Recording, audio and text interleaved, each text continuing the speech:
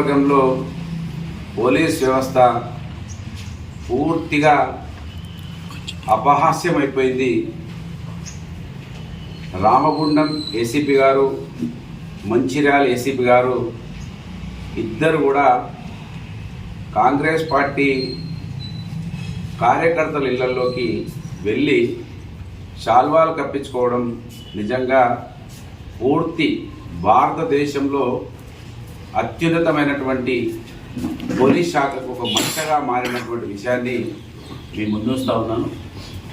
ఒక కాంగ్రెస్ పార్టీ అధ్యక్షుడు, ward member కూడా కాదు ఇతను, ఈయన ఇంట్లో ఇద్దరు ఏసీపీలు శాలువ కప్పించుకుంటున్నారు. ఎంత దౌర్భాగ్యమో నిజంగా దీన్ని చూస్తే మీకు కనబడుతున్నది. ఇద్దరు కాంగ్రెస్ పార్టీ మండలాధ్యక్షుడు ఏదో ఉంటుంది, ఈయన వార్డు మెంబర్ కూడా ఇప్పటివరకు వెళ్ళలేదు.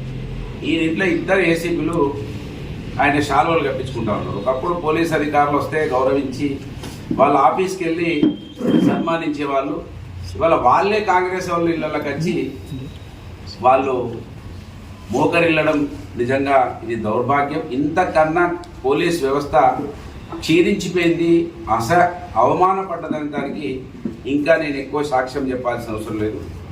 ఇప్పటికైనా పోలీసులు గమనించాలి. మనం నిన్ననే ఇక్కడ జనగామలో ఒక విఏఓను తొలగించారు. కలెక్టర్ విఏఓను తొలగిస్తే ఆయన మీద అలాంటి అవినీతి ప్రూఫ్ కాలేదు అని చెప్పి కలెక్టర్ మీదనే కేసుకు సిఫారసు చేసింది కోర్టు. గమనించాలి, పోలీసులు ఇట్లా కాంగ్రెస్ కండువాలు కప్పించుకొని కాంగ్రెస్ లీడర్ల ఇళ్లకు తిరిగేటువంటి పోలీసు వాళ్ళు, కోర్టులు ఉన్నాయి. మీరు కేసులోకి ఎన్ని పెట్టి పూజారి సత్యనారాయణ లాంటి వాళ్ళను, మా బీఆర్ఎస్ పార్టీ సోషల్ మీడియాలో పనిచేసి వాళ్ళను భయపెట్టిస్తే భయపడరు అనడానికి భారతదేశంలో ఒక గొప్ప రాజ్యాంగం ఉన్నది. ఆ రాజ్యాంగాన్నే చేతులు పట్టుకొని తిరిగేటువంటి రాహుల్ గాంధీ గారు ఈ మంత్రి నియోజకవర్గంలో బాబాసాహెబ్ అంబేద్కర్ గారు కల్పించినటువంటి ఆర్టికల్ 19 ధ్వంసమైపోతా ఉన్న విషయాన్ని గమనించమని కోరుతా ఉన్నాను. అనేక కేసులు 6 నెలల్లో దాదాపు 9 కేసులు ఒకటే వ్యక్తి మీద, పూజల సత్యనారాయణ మీద ఒకటే రోజు 4 కేసులు ఒకటే అంశం. ఈ ఒకటే అంశం మీద అట్లా కేసులు పెట్టద్దని అనేక రూలింగ్స్ ఉన్నాయి. హైకోర్టు, సుప్రీంకోర్టు అనేక రూలింగ్స్ ఇచ్చినాయి. అయినా మంత్రిని పోలీసులు పెడచెవిన పెడతా ఉన్నారు. మంత్రిని మంచిర్యాలకు సంబంధించినటువంటి ఇద్దరు ఏసీపీలు కాంగ్రెస్ పార్టీ కండువాలు కప్పుకొని తిరుగుతూ ఉన్నారు. ఈ ఏసీపీలు ఇద్దరు మా ప్రభుత్వంలో కూడా మేము వాళ్ళని పల్లెత్తి మాట కూడా అనలేదు. అది గమనించకపోవడం నిజంగా ఇది విడ్డూరంగా ఉన్నది. మంత్రిలో పూర్తిగా ప్రజాస్వామ్యం కూని అయిపోయింది.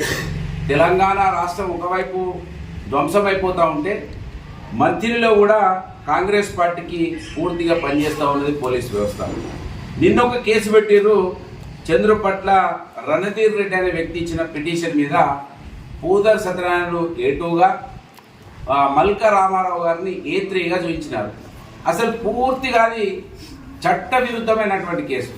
పూజల సత్యనారాయణకు, మల్క రామారావుకు ఎలాంటి సంబంధం లేదు. అయినా కూడా 420 చీటింగ్ పెట్టారు. వీళ్ళు అసలు పోలీసులా? కాంగ్రెస్ పార్టీ జీతాలు ఇస్తుందా వీళ్లకు?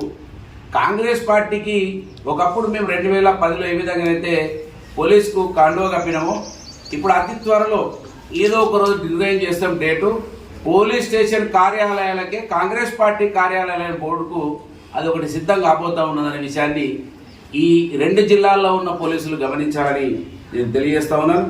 అంతేకాకుండా SC/ST చీటింగ్ పెట్టారు పూజల సత్యనారాయణ గౌడ్ మీద. అక్కడ ఎస్సీనే లేడు. ఇది నాగపల్లి చౌరస్తాలో, పన్నూరు చౌరస్తాలో జరిగినటువంటి గొడవలో అక్కడ ఎస్సీనే లేడు, అయినా SC/ST కేసు పెట్టినారు. ఈ విధంగా పూజల సత్యనారాయణ గౌడ్ మాకు యాక్టివ్గా సోషల్ మీడియాలో పనిచేస్తుండే కనుక ఆయన మీద అనేక కేసులు పెడతా ఉన్నారు.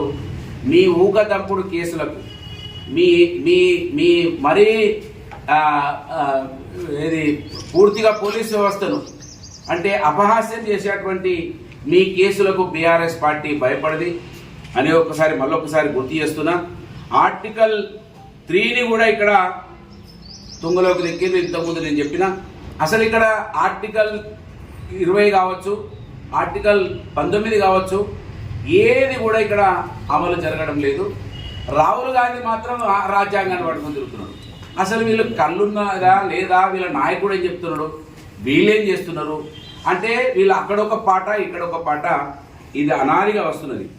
కనుక నేను పోలీసులను మేము విజ్ఞప్తి చేస్తున్నాం, హెచ్చరిస్తా ఉన్నాం.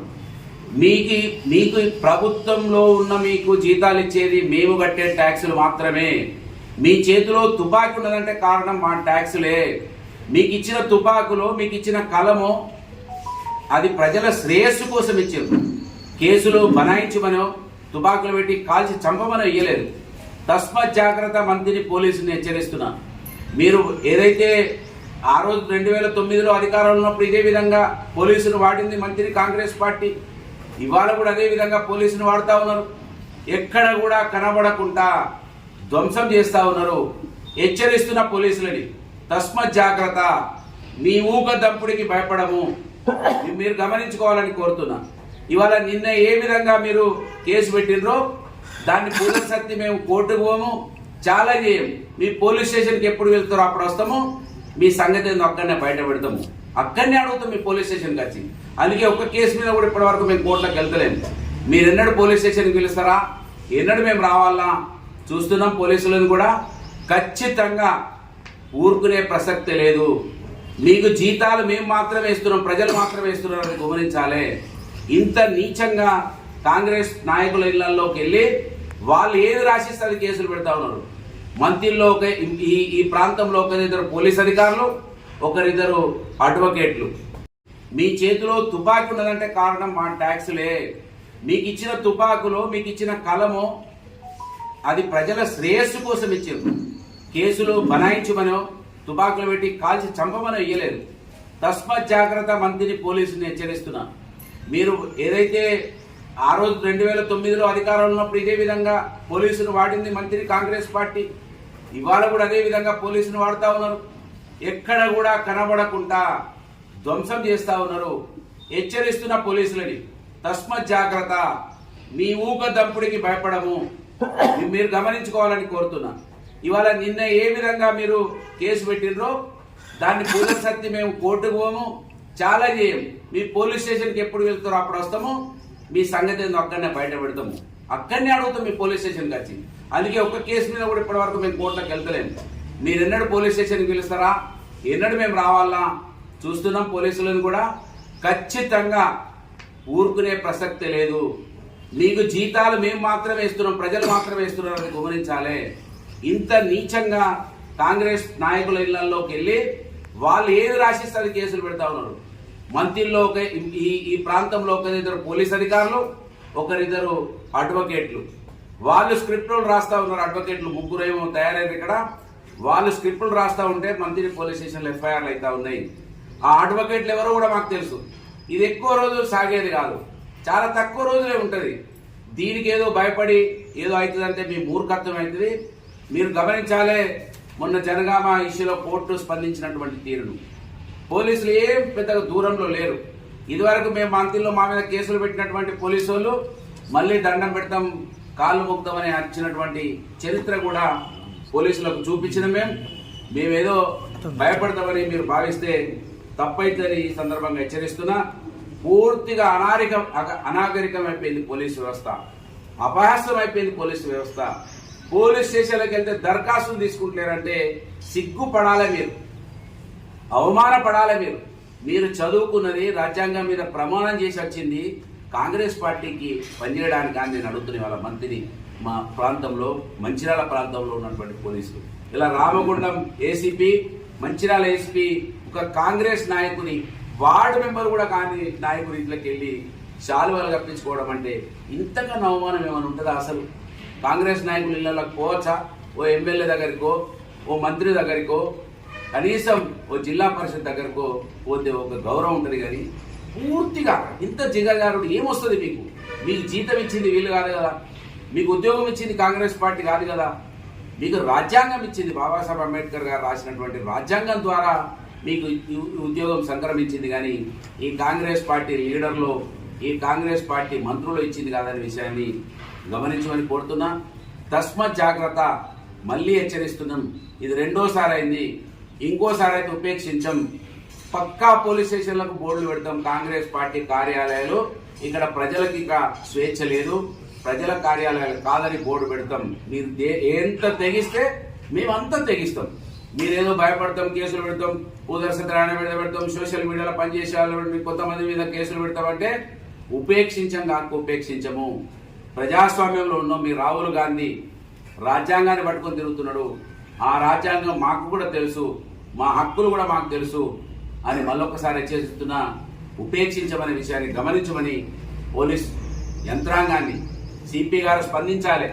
ఇవాళ డీజీకి కూడా దీని మీద కంప్లైంట్ చేస్తాం. మేము ఫోటోలు పెట్టి డీజీపీ చేస్తాం, సీఎంకు పంపిస్తాం, గవర్నర్కి పంపిస్తాం, మొత్తం మందికి వ్యవస్థలకు పంపిస్తాం, చీఫ్ జస్టిస్ కూడా పంపిస్తాం. ఈ విధంగా పోలీసు ఈ విధంగా పనిచేస్తుంది అనేది అందరికి కూడా దరఖాస్తులు పంపిస్తాం. ఇడిచిపెట్టం కాక ఇడిచిపెట్టాం.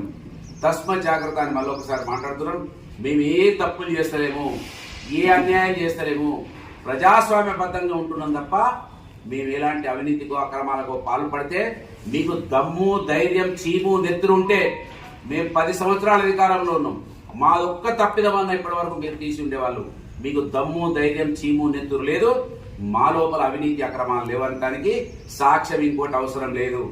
ఎవ్వరు కూడా బీఆర్ఎస్ పార్టీ వాళ్ళు చిన్న తప్పు కూడా చేయలేదు. 10 సంవత్సరాలు 10 సంవత్సరాలు మేము తప్పు చేసి ఉంటే మీరు ఇప్పటికే బయట పెట్టుండేవాళ్ళు. కనుక మా దగ్గర ఏ తప్పు లేదనడానికి ఈ సంవత్సర కాలంలో దొంగ కేసులు తప్ప, మోసం కేసులు తప్ప, ఒక చీటింగ్ అనాగరికమైనటువంటి కేసులు తప్ప ఏది కూడా న్యాయబద్ధమైన కేసు లేదు ఈ సంవత్సర కాలంలో. ఇది గమనించమని కోరుతూ అన్ని వేదికలను ఆశ్రయిస్తాం. ఇడిచిపెట్టం కాక ఇడిచిపెట్టాం. దరఖాస్తులు పెడితే తినలేక రావాలి పోలీసులు, అది కూడా గుర్తుపెట్టుకోవాలి. మేము కూడా దరఖాస్తులు పెడతాం. మీరు ఒక ఎఫ్ఐఆర్ ఇక్కడ చేస్తున్నారు కదా, మేము కూడా ఎఫ్ఐఆర్లు చేస్తాం. ఢిల్లీ వేదిక కూడా మాట్లాడతా. నేను ఇడిచిపెట్టగాక ఇడిచిపెట్ట. మళ్ళీ ఒకసారి చెప్తున్నా, ఇటువంటి పిచ్చి కేసులు పెడుతుంటే ఊకోమనేది మళ్ళీ ఒకసారి గుర్తు చేస్తూ మరి ఇది గమనించాలి మంత్రి నియోజకవర్గ ప్రజలు. అయ్యో అవ్వో అని మొత్తుకున్నారు కాంగ్రెస్ వాళ్ళు. 10 సంవత్సరాల అధికారం వెళ్తే మోసం చేస్తున్నారు అన్నారు. ఒక్కటి కూడా బయటికి తీయలే. సంవత్సరంలో ఒక అన్యాయం, ఒక అక్రమం, ఒక అవినీతి కూడా బయటికి తీయలే. కానీ వాళ్ళే ఏ విధంగా అవినీతి, ఇసుక కుంభకోణం, ఇక్కడ మట్టి కుంభకోణం, అన్ని ధ్వంసాలు జరిగిపోతున్నాయి. ఇక్కడ బియ్యం కుంభకోణం జరుగుతూ ఉన్నది. ఏది అవినీతి లేదనే దానికి మంత్రి నియోజకవర్గంలో లేకుండా మొత్తం ధ్వంసం అయిపోతా ఉన్నది. సంవత్సరంలో 50 సంవత్సరాల మొత్తం ఆస్తి అంతా కూడా కొల్లగొట్టినాడు మంత్రి నియోజకవర్గ ఎమ్మెల్యే అనే విషయాన్ని మంత్రి నియోజకవర్గ ప్రజలు గమనించాలి. మంచిర్యాల, పెద్దపల్లి జిల్లాల్లో ఉన్నటువంటి పోలీస్ అధికారులు కూడా గమనించాలి. మీరేదో చేస్తామంటే చిన్న చిన్న కేసులు పెట్టి భయపెట్టిస్తా అంటే పెద్ద కేసులలో ఇరికిస్తామని గతంలో కూడా మర్డర్ కేసులలో కూడా మీరు ఇరికించారు. మర్డర్ కేసులలో కూడా మా సందీప్ రావు అనే వ్యక్తిని, మాకు సంబంధించిన మా నాయకుడిని ఆ రోజు కూడా మీరు 302లో పెట్టిండ్రు. అటువంటివి కూడా మీరు చేస్తారో మాకు తెలుసు. అయినా కూడా భయపడం అనే విషయాన్ని ఈ సందర్భంగా మరొకసారి గుర్తు చేస్తూ తస్మత్ జాగ్రత్త అనే విషయాన్ని హెచ్చరిస్తూ మీ కార్యాలయాలకు కాంగ్రెస్ పార్టీ కార్యాలయాలైన బోర్డులు రాకముందే జాగ్రత్త పడండి అని హెచ్చరిస్తా ఉన్నాను. ధన్యవాదాలు.